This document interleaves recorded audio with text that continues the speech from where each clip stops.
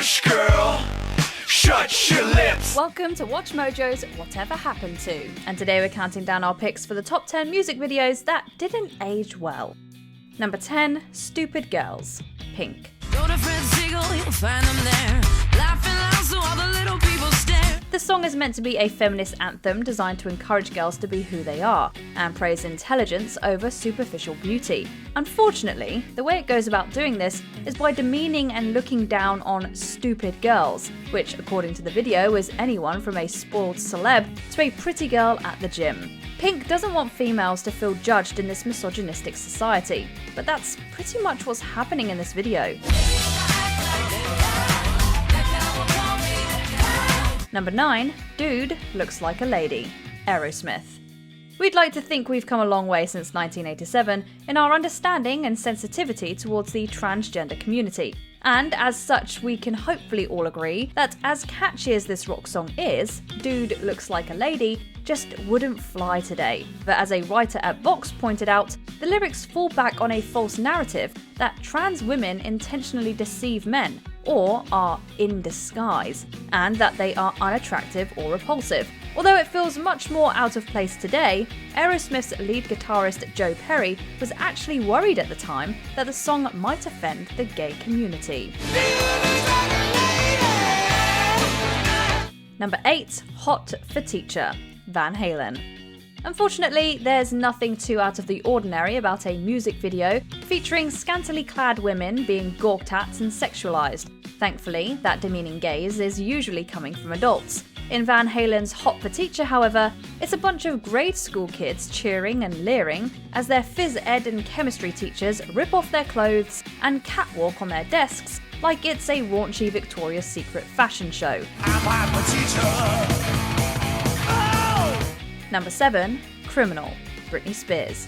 Sure, we all know the trope about girls falling for bad boys, but does this video really need to enforce that stereotype with sex and guns and make it look appealing? As Sarah Dean of the HuffPost UK said, if having a blonde, leather-clad superstar brandishing a gun at a shop owner's face isn't glamorizing violence, I'm not sure what is.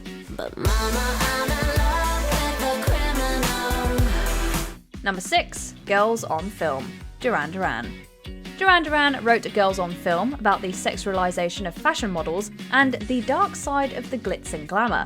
However, that's probably not what most people are thinking about as they watch gorgeous women sumo wrestle, give massages, and strut around in skimpy outfits while the band plays on stage. It should be mentioned that the band didn't plan for the video to be seen by kids on MTV. In fact, they filmed the video before MTV even went on the air, with the expectation that it would only be played in nightclubs.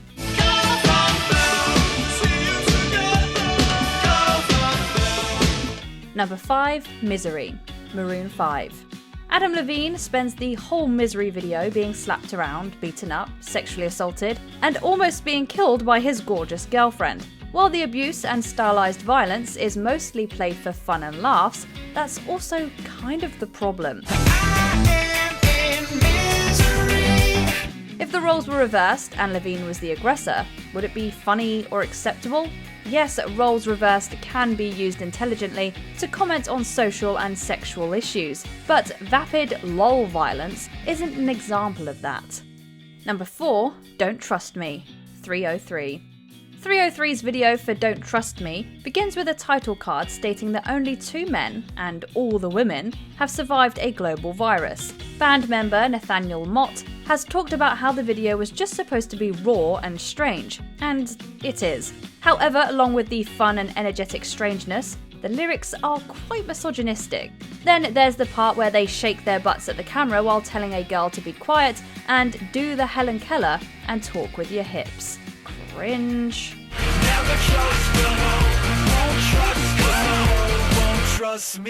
Number 3, Ugly Boy, The Antwoord.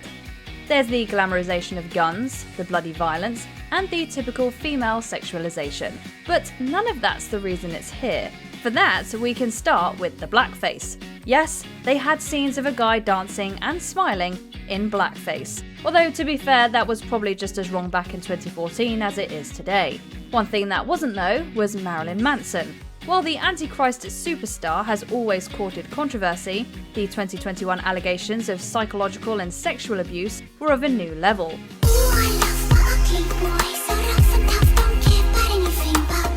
Number 2, Hello Kitty, Avril Lavigne. Cultural appropriation is a major buzzword these days, and from the crew of Japanese backup dancers to the scenes shot in a sushi restaurant, this J-pop inspired track wasn't subtle about its influence. Hello Kitty, Hello Kitty. And while critics didn't like the song, the video received just as much criticism at the time, with Slant magazine writing that it took cultural misappropriation to cringe-inducing levels.